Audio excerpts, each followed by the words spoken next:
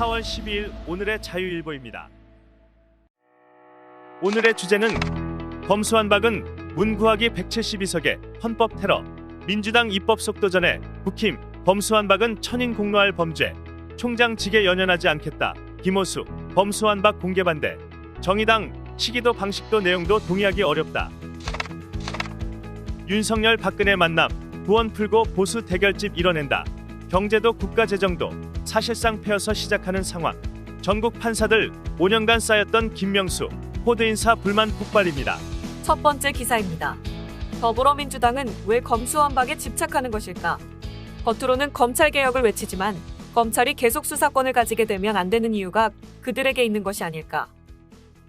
대통령은 헌법에 의해 내란과 외환의 죄를 범한 경우를 제외하고는 재임 중 형사 불소추 특권을 가집니다. 하지만 문 대통령의 임기는 이제 한 달도 채 남지 않았습니다. 문 대통령이 임기 중 범한 실정에 대해서 그 의도가 반헌법적이라면 문 대통령 역시 퇴임 후 수사를 받아야 합니다.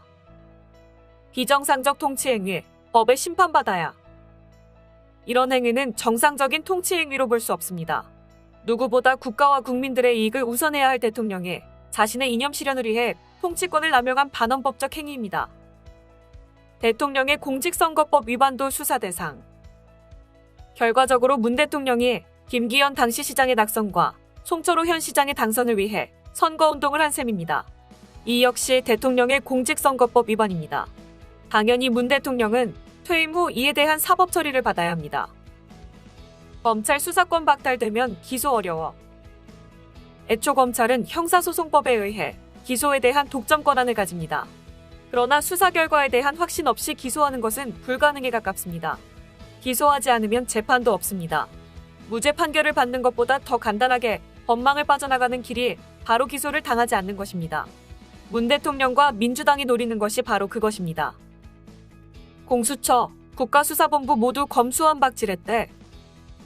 그 첫 단추가 바로 고위공직자범죄수사처의 설치입니다. 두 번째 단추는 국가수사본부 설치입니다. 세 번째 단추는 중대범죄수사청 설치입니다. 그리고 그 마지막 단추가 바로 검찰청을 해체시켜 기소만 전담하게 하는 공소청으로 격하하는 것입니다. 두 번째 기사입니다. 더불어민주당이 검찰 수사권을 완전히 박탈하는 이른바 검수완박법안 추진을 당론으로 정하며 강한 드라이브를 거는 가운데 야당과 검찰이 민주당의 검수완박을 정면으로 비판하는 등 집단행동 움직임을 보이고 있습니다. 민주당이 검수완박을 재추진하는 이유로 민주당 내에서 윤석열 신임 정부 출범을 앞두고 지금이 아니면 기회가 없다는 분위기가 팽배해지고 있기 때문이라는 해석이 나옵니다.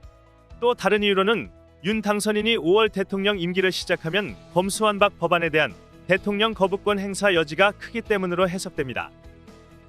따라서 민주당은 문재인 대통령의 임기 내 검수완박을 처리하겠다는 방침입니다.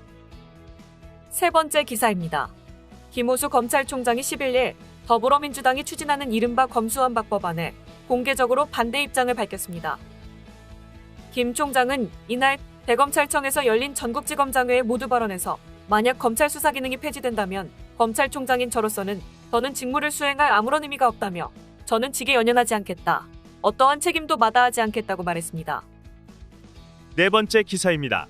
정의당도 더불어민주당이 추진하는 검수완박에 대해 반대 입장을 밝혔습니다.